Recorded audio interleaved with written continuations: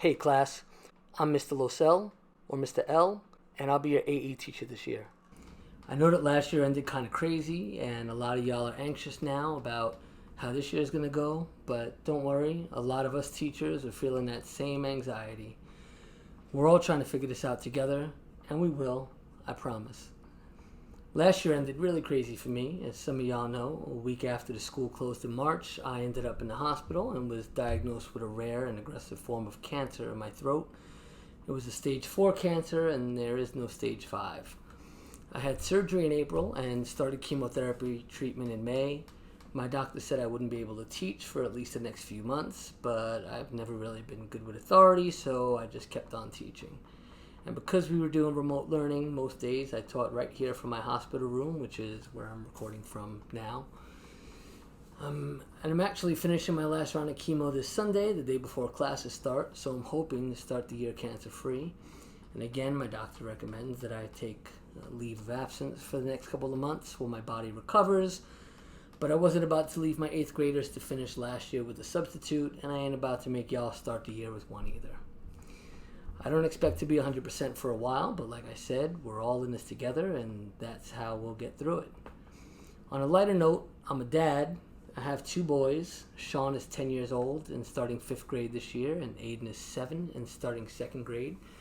Because of them, I've become pretty good at Fortnite, and I know who Lil Skies and the baby are.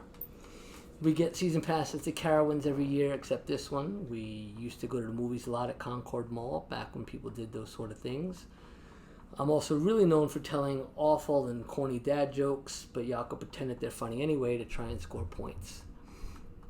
I was born and raised in Brooklyn, New York, before moving to Charlotte about 9 years ago. Back home, I ran a small hip-hop record label for a few years. I managed 11 artists. We released 4 albums, worked with some pretty well-known artists and producers, and ended up with over 1 million paid song streams and purchases. I also had a YouTube channel where I interviewed successful artists and producers, and that had about 1.2 million views. In school, I wasn't a very good student. Well, I was throughout most of elementary. My standardized testing scores were in the 95th percentile, so I was smart. Problem is, in 7th and 8th grade, I figured out that I was also funny. So entertaining the class and driving my teachers crazy became my new obsession. I also learned that I could stop studying and doing homework, but could still pull 80s, 90s on my tests. So my grades slipped from A's to C's, but that was cool with me. Then I got to high school and learned that I could cut class without getting in trouble, so I did, only to end up failing 5 out of my 8 classes.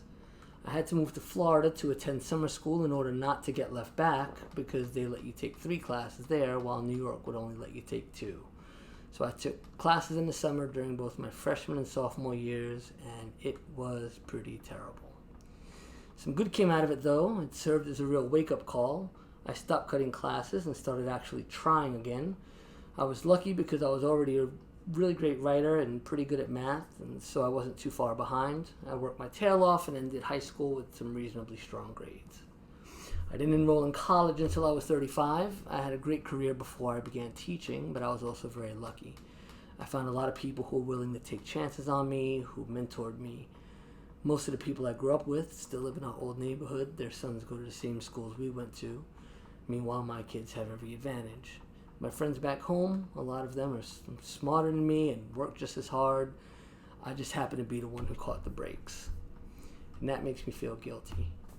It's a big reason why I gave up my career making a 6-figure salary and flying around first class all around the country, so I can go back to school to learn how to teach, where I now make about 1/3 of what my salary was, and I work way harder than I ever did before.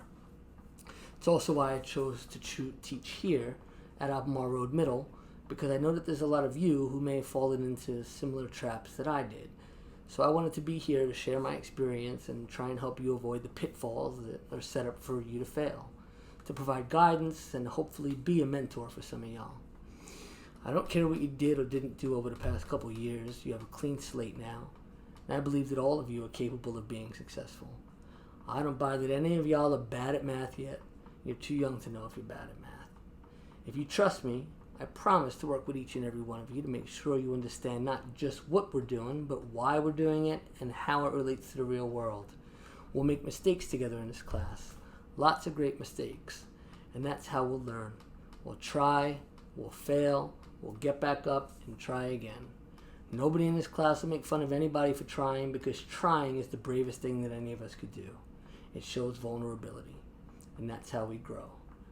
My doctor said I wouldn't be able to teach while undergoing treatment. I didn't accept that.